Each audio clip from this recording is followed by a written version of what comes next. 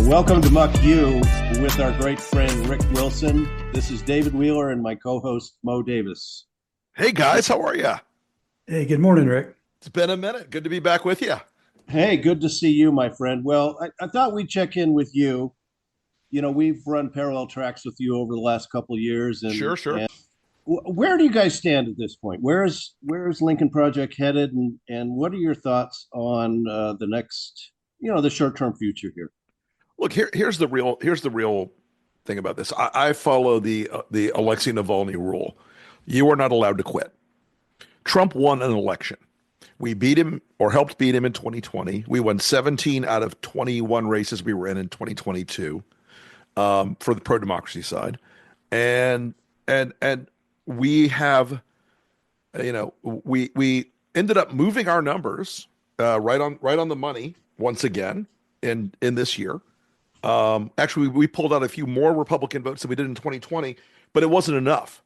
Now, that wasn't on something that we could change. That was on the Democratic Party's, internal campaign issues and on some other things that were happening out there that we couldn't alter. But our commitment wasn't, we're going to fight as long as it's easy. Our commitment was we were going to fight until we stop this threat to the American Republic and to representative democracy, which I think, if anything has happened in the last week, we've seen that threat is as real as we always told people it was, and as pendant and as dangerous as we always told people it was. And anybody who wakes up in the morning and goes, we don't need to fight against Trump, we need to all get along, to put it as mildly as I can, is a fucking idiot. And this is a fight that is gonna require people who don't blink and don't panic and don't bow down. And for good or bad, at Lincoln, we don't panic and we don't bow down. You started Lincoln Project back in December of 2019. Did you have any idea that it was going to continue on this long, or did you think that absolutely not? I did realize on January 6th of 2021 that the other team was never going to leave the fight.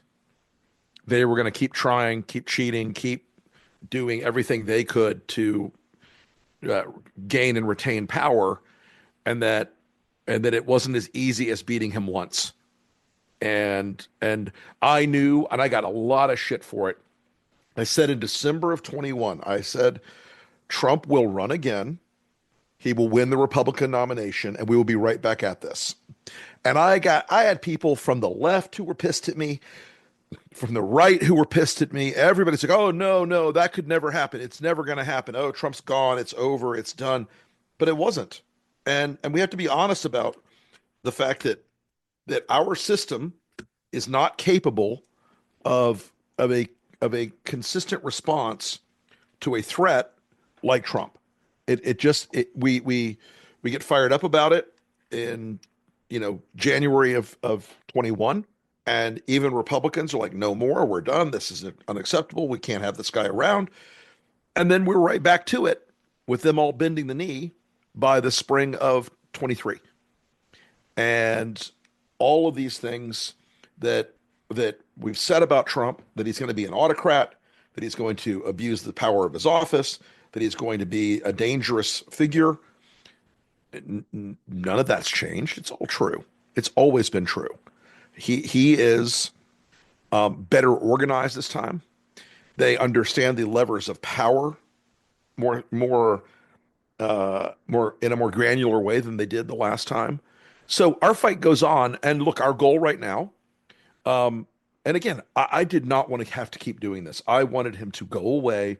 You got to finish the job, and so the job is still ongoing, and we're still in the fight.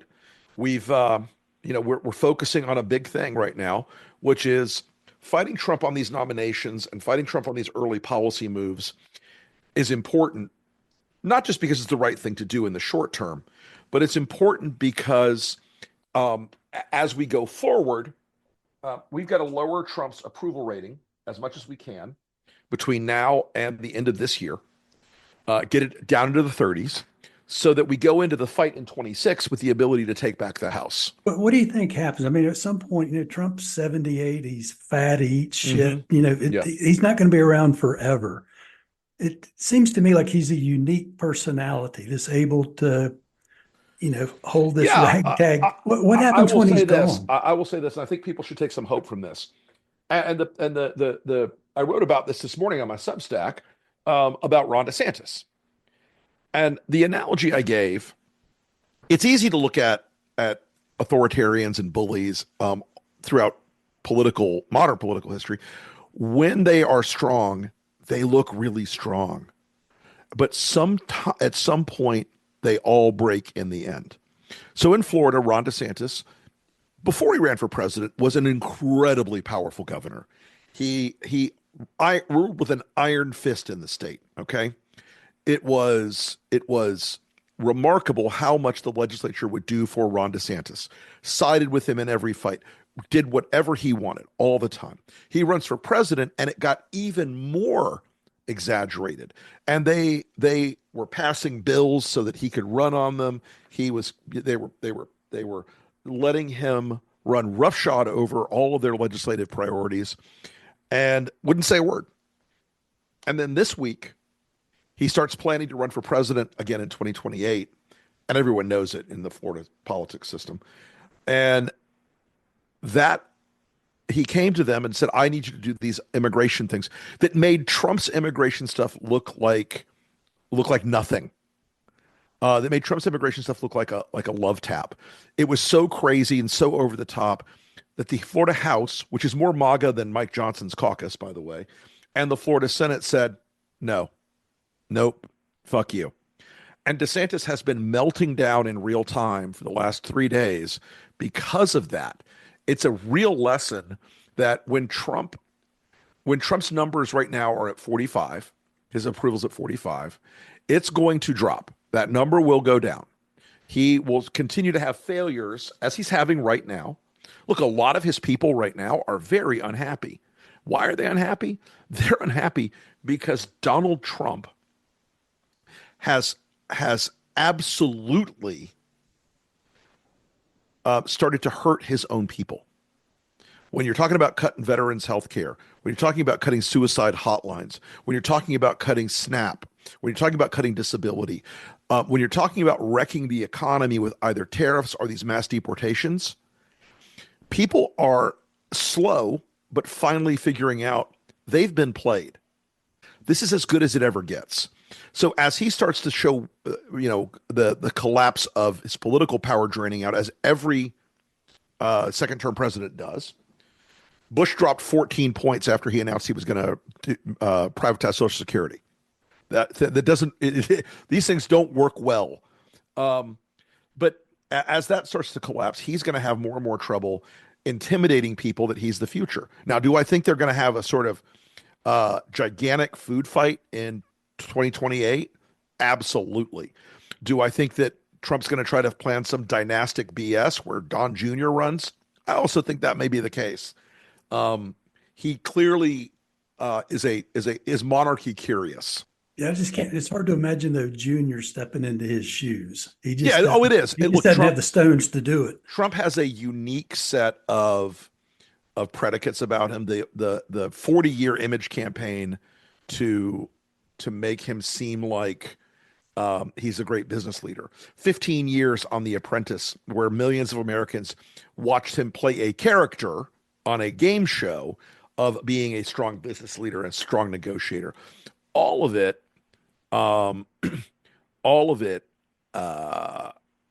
has a very, bespoke kind of effect on how people think about Trump. And Junior does not have that, but they will try for this dynastic play. And if you're in a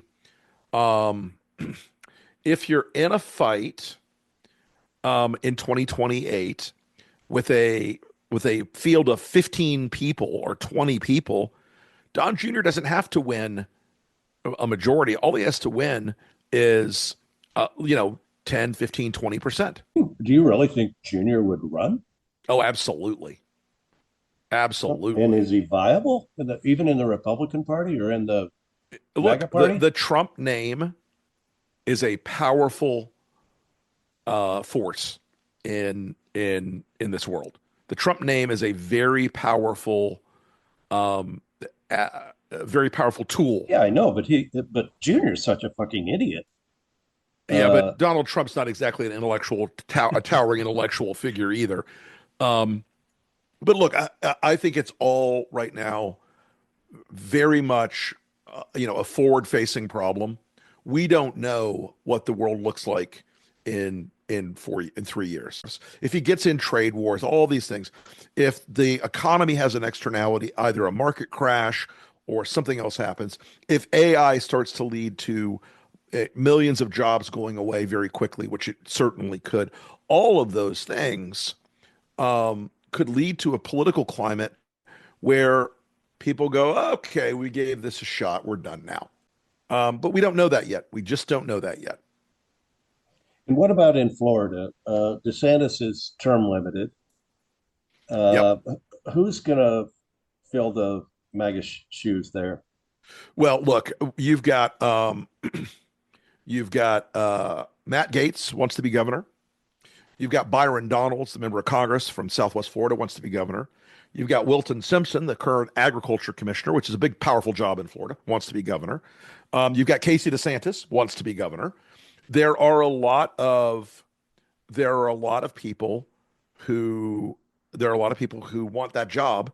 It is the third largest state in the country, and in all of this, you're going to see the same thing. They're going to look to Trump for a lead on who should be the one, just as they did when DeSantis ran.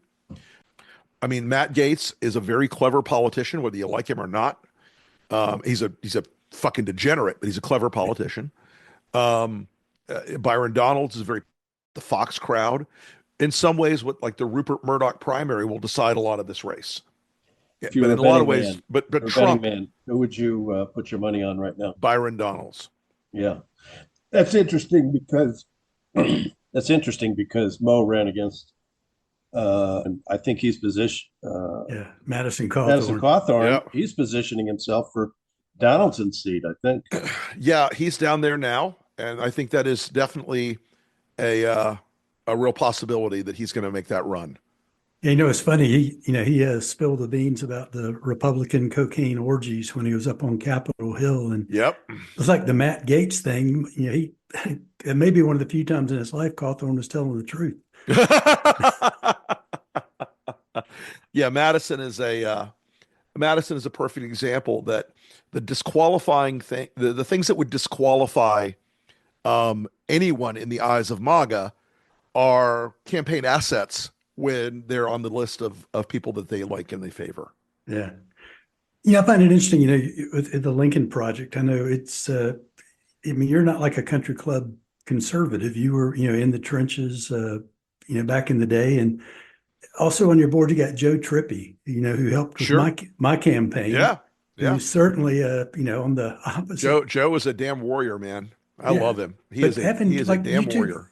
You two guys working together, which are like kind of the both ends of the spectrum, Mm-hmm. kind of makes me hopeful that there are people on both sides that are concerned about democracy and right and wrong, and not so much about having an R or a D next to your name. Look, that is exactly how we approach this. Is if you wake up every day and you say we can disagree on policy, we can have fights all day long about policy, but we've got to protect the rule of law, the Constitution, the fundamental things that make America possible. If you're not fighting that fight every day, then the country will be in meaningful danger as we go forward. Nobody's going to look at America and say that is a great country. That is the kind of country we want to emulate. If we are in a world where, if we're in a world where the rule of law doesn't exist, if we're in a world where the president is a king, those things are really tough for people to grapple with when they're stuck in their old political lane that they were in for generations.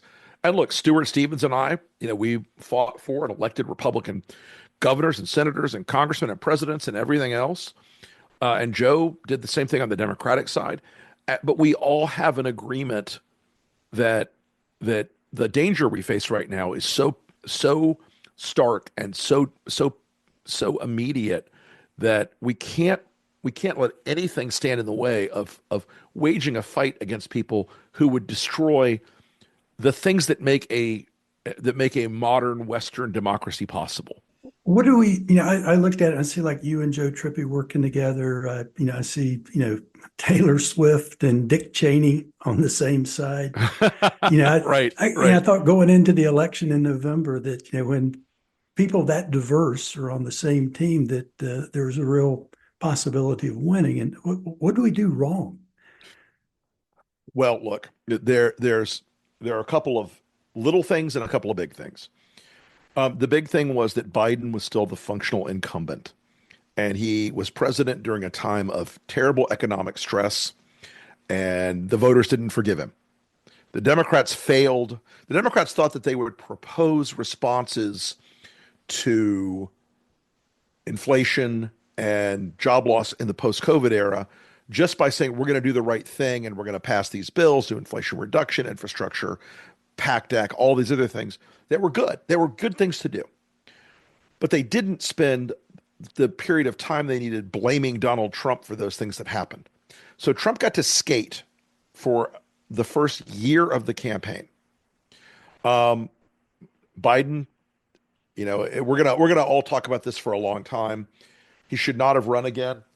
It was not our job at Lincoln to tell the Democrats who to pick for their nominee, but he should not have run again. The debate drove down that then led to this period of time where Trump could build and build and build. Harris was a fine campaigner and a good candidate. I'm not going to hear from people, oh, she was a terrible candidate. She was a fine candidate. She had to put together a campaign in very short time. It wasn't today's campaign in some ways. It was a great campaign built by a bunch of guys who'd elected Barack Obama, who are all very smart guys, but it didn't efficiently understand the depth of the disinformation ecosystem on the right. And that disinformation ecosystem is powerful, permanent, dangerous, and something that we are not as a country, ready to face up to that problem. And we need to. We've got to get that under control. We've got to get our heads together on what it means to be a nation where 50% of the population believes in this catalog of imaginary demons. Those things have got to be faced and faced quickly. And if we don't, we're going to have the same thing again. There were also some culture things that divided the country that Harris's campaign could not grapple with appropriately. And the number one thing was the trans issue. And that trans issue, we knew it was causing a problem, not because of anything Harris did, but because we saw what was happening with Republicans. They were spending money on anti-trans ads everywhere in state Senate races, in state House races, in local school board races. And Trump was spending tens of millions of dollars a week on the trans ad because it was working. The reason it was working, you knew it was working because they were spending the money. Republicans do not spend money on things that don't work. So the difficulty of the Harris campaign and Future Forward grappling with that issue is one that disconnected them from a lot of people. Young white men, 18 to 40. Young black men, 18 to 30. Young Hispanic men, 18 to 30. They were all moved by that issue. They are uncomfortable with it. They didn't like it. And whether that's good or bad is irrelevant. It's real. It's what is really happening in their heads. So we're in a situation where, if you miss cultural cues, And they missed the cultural cue on that. They missed the cultural cue on some of the immigration language. Harris almost got there. She started talking about being tougher on the border than Trump, and it was working, but they never had the juice behind it to outweigh Trump on immigration because he could always try to go further on it. So that's I think that's sort of the explanation. And look, a lot of Democratic voters were pissed off at Harris over Gaza and Palestine and Hamas and Israel, who stayed home. We could have won Michigan if they had not stayed home or voted for Jill Stein like fucking idiots. A lot of them there were a lot of disgruntled Democrats who, wanted their people, their person, like Josh Shapiro's people were never thrilled with Harris. And, we think we could have done better in Pennsylvania. Maybe if it was Josh Shapiro, who knows? But they should have been making it a full court press. And a lot of Democratic voters just didn't show up, and that's on them. You're absolutely right. And I think, Mo and I tried to run tough campaigns here in North Carolina. Yeah. Mine for the state Senate and Mo's for Congress. And the Democrats are scared shitless to say anything bad about the other guy. Yep.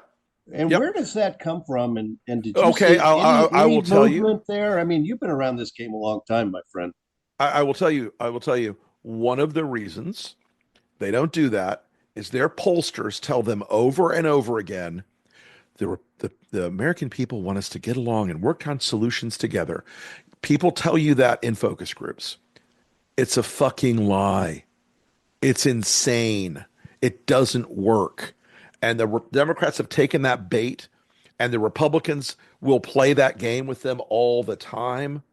You saw it today. Ron Johnson during RFK Jr.'s hearing was like, can't we just all work to make America healthier? And shouldn't we all be working together? And it's just it's a total scam. It's a scam from top to bottom. And these people on the Democratic side, they want to believe in the best in people.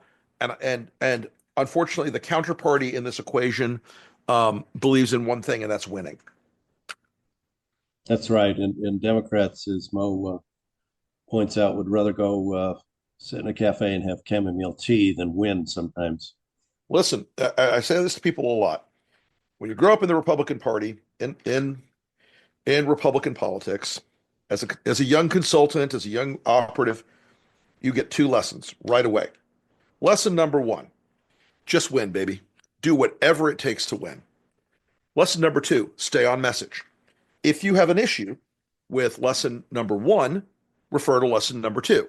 If you have an issue with lesson number two, refer to lesson number one. Exactly. That is how it works in the Republican system, and people don't have to like it, but it's what has made them effective for decades in campaigning. Yeah, and I also think we got to be the adults in the room, and if we lose, who cares? Yeah, no. My God, we got to get over that, man. Look, it is for all the marbles now, guys. This is this is the whole ball game now. None of this makes any sense if you look at it. With the existential challenge of what Trump represents right now. And if you don't understand as a political operative, as a campaign operative, that you are going to lose the entire ball game if you let these people run roughshod over you, and you don't go out and win elections no matter what it takes. Listen, there's 20 Republicans right now who went out there and said, oh, I'll never vote for Project 2025. I'm not going to vote to ban abortion. I'm not going to Guess what? They were lying. Every one of them was lying. And so right now, these people are in Congress, and it goes back to a rule I learned years ago. Guy says, I don't want to run these negative ads. They're so terrible. They're so cruel. I'm embarrassed by them. And the consultant in question said, all right, so on election day, the guy says, it makes me feel like a scumbag.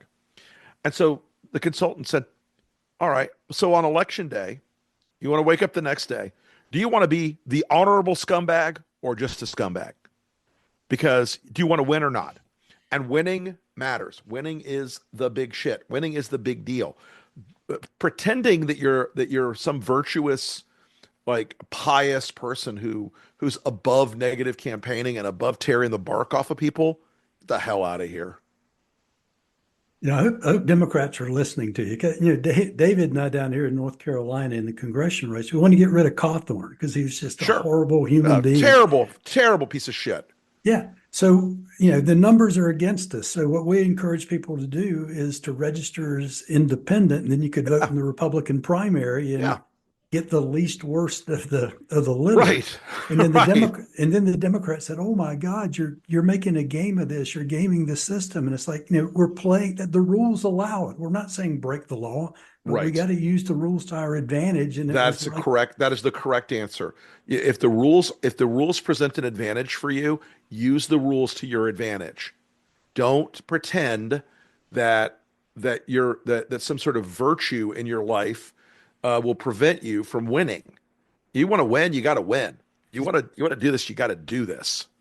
And there was just for your edification, post-election, there was a professor that showed that we moved about 3,500 votes, right? And the margin on that race was 1,400.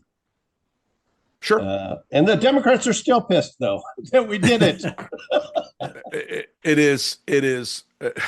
There is nothing. There's nothing I can say to people in the democratic process to express to them more clearly how much the Republican culture is willing to go out and say what needs to be said and do what needs to be done to win. Winning is what matters to them. And if you don't want to win, then you're not going to win. That's a pretty serious, and simple thing to understand. This is a simple equation: win or lose, up or down, good or bad. If you don't want to win, there are plenty of ways not to win. For people who don't want to win, there are plenty of ways for them to say, "I'm too good for this. I'm too kind to say these bad things. I'm too principled to run this negative campaign." Fuck off. Win or don't. Yeah, exactly. Go ahead, Mo. Yeah, Rick, I'm hoping the Lincoln project will be here in North Carolina in 2026. We've got, Tom Tillis is up. Yep. Roy Cooper, our governor, was term limited. Yep. And Cooper won twice in North Carolina on the same ticket that Trump won. So we're optimistic. Yeah, North Carolina is still a truly purple state. There are some very red aspects of North Carolina. There are, but the demography and the geography of the state still means Democrats can compete and win there. And I think they should be really looking at North Carolina with a sense of being a national model in some ways. They should want to be a national model for how Democrats can win, even in rural areas. And it's not just policy, it's culture. It's not just promising to pass Bill X or Bill Y. It's promising to listen to everybody, and to not reject the things that the Republican Party has weaponized so cleverly with its base. Democrats who can talk about their faith have about a 60% better chance of winning a contested race than otherwise. That's right. It is something that a lot of Democrats are not comfortable with. They don't want to do it. They're like, I could offend a Muslim constituent. I could offend a Jewish constituent. I could offend a Catholic constituent. Talking about your faith and your values is not a bad thing. It's a good thing.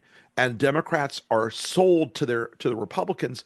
They sell to their base all the time. Democrats are Satanists, pedophiles, weirdos, academics, intellectuals, arrogant, elite. Yeah, and Democrats have got to figure out a way to turn out African American voters again. I mean, that's where we're losing it big time. Listen, I here with a very well-known Democratic consultant, and I got this like, don't presume you know what African Americans are going to do. You're a Republican, this and that. I'm like, you guys really need to focus on the fact that you have a meaningful chance of losing African American men because they're not with you on a bunch of things now. I mean, I had a conversation the other day with a Democratic member of Congress, who called me and said, "You know about guns, you know gun stuff, gun politics." And she said, "In my district, I'm hearing from a lot of Hispanic women and African American women who are now buying guns and they're because they feel unsafe." I'm like, yeah, because it's a cultural thing now. Yeah, all the black and white things we used to think that people automatically did because they were black or Hispanic or female, those are all changing now, and they're changing really, really rapidly. I just think it's important we not if we ignore African American men, the signal they're sending, we're going to lose them, and they're going to lose them as a majority. Yeah, Rick, yeah, I think one of the things that really, at the moment, there are a lot of things Trump's doing that concerns me, but one that's kind of at the top of the list is what's going on with Mark Milley. Unbelievable. How do you see this ending? Very, very badly. I have to be honest. I admire General Milley tremendously, but I think the fact that they're going to try to make an example of him. They're going to try to they've taken his security detail away. They're going to try to put him in danger. They're going to try to publicly humiliate him. And to be honest, they're going to succeed at making him into a demon for their people, making him into a criminal for their people. It is repulsive. It is repugnant. It is disgusting. But look, I think General Milley needs to, in this case, like run to the sound of the guns. If he thinks he can like hide from this fight, I think that's wrong. And lawyer the fight alone, I think that's wrong. I think he needs to go out there and just call it like it is and not tolerate the bullshit from these people, to own that what he did and to say what he did, because Trump is a bully and Trump's not good at people fighting back against him. I think Milley has the opportunity to do that, and frankly, become sort of a figure that look, we know Mark Milley, but most people don't know Mark Milley. I think it's important that he have this fight in public, and the louder and more public it is, the harder it is for Trump to fuck him. Exactly. Do you think he'll do it? I'm encouraging it. Okay, good. All right. So we talked about Trump. We've talked about the past. Let's talk about the current situation, and then I've got one more question, and I'll turn it over to Mo, and then we'll call it a day. Okay. So, what's the worst case scenario you see in the next, let's say, in the next year for America? Trump declares a state of emergency, declares some sort of sweeping new executive powers to protect American sovereignty from some imaginary terrorist or imaginary immigrant attack, and uses Kash Patel and Pam Bondi at the FBI and DOJ respectively to deploy federal prosecutions and federal arrests against his political opponents. That's pretty high on America not being America much longer. Right. And we had Pamela Hemphill on earlier. Yep. And she's talking about Plan B. Are you aware of this? I talked to Pamela today, but not about Plan B. Well, about the fact they want to set up their own tribunals. Yes, there will be, that will happen on the January 6th matter in particular. They're going to try to do citizens arrests of Liz Cheney and whatnot. And I think it is a very, I know it is a very dangerous world we'll be living in as they do that. All right. Well, if you need any assistance with what Guantanamo Bay is like, I'm sure Mo can tell you. Having been the chief prosecutor there. Been there, done that. Been there, done that, right? Yeah. I guess that's where I met DeSantis. I mean, right. He was there briefly. We overlapped. Mm-hmm. He was a peon. It never occurred to me when I met him back then that he'd be where he is today. Who on the Democratic side do you think can hit back? Do you think has the balls to take on these motherfuckers in a way that has any effect? Now, Newsom's a good guy, but isn't he kind of Kamala Harris times two? Yeah. Look, Gavin is a charming individual who will get his head caved in if he runs for president. California is a different place than it was in the heart and mind of the American people since Ronald Reagan ran for president. It's a very different place. Um, a lot of the things that they do in California are disqualifying, um, are disqualifying for a lot of voters in the country. Um, so I don't think Newsom is the guy. I would look for people who are better on social media. I would look for people who are unafraid. So it's AOC, it's Jamie Raskin, it's Eric Swalwell, it's Jared Moskowitz. You want to fight this fight where the fight is happening, and that is not in the old traditional, like, let's go on Meet the Press and talk it out. I think you've got to go out and have a real fight, um, a real fight in this space that um, that is fought on, like I said, on that territory, on that um, terrain of social media and podcasting and everything else. Right. All right, Rick, but you didn't answer the question. Who's somebody you think can do that? Well, look, I mean, for president, we got a lot of choices in that. Look, we got a lot of choices. It's too early for that. I'm not going to pick horses at this point. But like I will tell you, there are plenty of people who are tremendously impressive. Gretchen Whitmer comes to mind. Shapiro comes to mind. And some other folks that are sort of dark horses out there. Andy Bashir, impressive as could be. A lot of these people will shake out in the next couple of years. They'll look at it. They'll decide if they can or can't or should or shouldn't do it. But it is going to be important to have somebody who connects with America, who communicates with America in a way that works. I mean, I had one of the biggest Democratic donors in the country. I mean, in the top 5 for sure. Ask me, what do we need next time? Who is it that we need for next time? Sort of your question. I said, I don't know who it is yet, but I know what it is. It's a brilliant communicator. It's somebody from the Midwest or the South, and it's a veteran. And those 3 things together matter more than policy or can they go in the room in a room in Hollywood or New York or Boston or Seattle and make people happy about their ideological predicates. You need a winner. You need somebody who feels like, sounds like, looks like, walks like, talks like a winner. And that is the real challenge. And the other part of the challenge is, of course, keeping this from becoming a third Trump term next time around, which is a constitutional fight that is one that I both dread and anticipate. What about Mark Cuban? I think the absolute world of Mark Cuban. I think he is a guy who, it's like Mark Cuban's abilities to communicate and to actually implement reform, like his cost plus drugs company, take on a hard problem, solve the hard problem, make life better for people.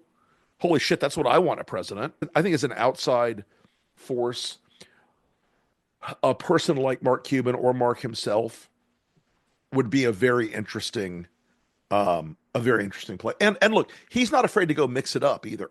He's not afraid to go talk to people that he's not afraid to go talk to people on the right, on the left. He's not afraid to go jump into the pool. And I think that's really important. And he doesn't have the asshole gene from what I can tell. He really doesn't. And I like the fact that he's affable, he's friendly, he's a good dude. Yeah, Rick, you were talking about communication, and I guess that's, to me, one of the challenges we're really facing is now that the right has kind of taken over social media. And I follow you on Twitter, and I see you going toe to toe on there. And I'd be remiss if I didn't mention that my wife is one of your biggest fans. I'd give her my regards. I'd be eating bologna sandwiches the rest of the week if I didn't get that in there. But the right's taken over social media. They've beaten the mainstream media into submission. So communicating is getting harder and harder for folks on the center and the left. It is. How do we punch through this? Look, social media is still a viable area of engagement and communication. There are a lot of, you've got to work a lot of platforms now that you can't just be on Twitter or just be on Facebook or just be on Insta. You kind of have to play the whole field. And it's exhausting because I'm like, oh, I got to post this on Threads and on Blue Sky and on Twitter and on, all of that stuff. You can't walk away from social media now. But the traditional press is increasingly, they've increasingly capitulated to Trump, whether de facto or de jure, and it's not pretty. And it's harder and harder to say, oh, I should definitely invest, all this time to pitch a story to CNN when they fire their best news anchor in the day part and tell him he's going to be on the midnight shift because he has offended Trump. It's a tough. The media landscape is tough. The disinformation aspect of it is really tough, and we've got to be cognizant of the fact that half of America believes a lot of stuff that is not true. They believe it because Rupert Murdoch and Mark Zuckerberg and Elon Musk built systems that tell them that they're living in a dark world where all the immigrants are trying to kill them, and everyone's a Satanist and whatnot. It's a tough assignment, honestly. It's a problem that's above my pay grade, unfortunately or fortunately. Rick, thank you so much for your time. You're a terrific man and a great American. And thank you, guys. I appreciate that so much, and I appreciate both of you for the hard work you're doing up in one of my favorite parts of the universe. I will talk to you guys again soon. Thanks, Rick.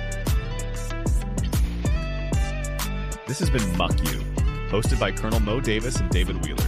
MUC U is produced by American Muckrakers, copyright 2025. You can learn more about us and donate to support our work at AmericanMuckrakers.com.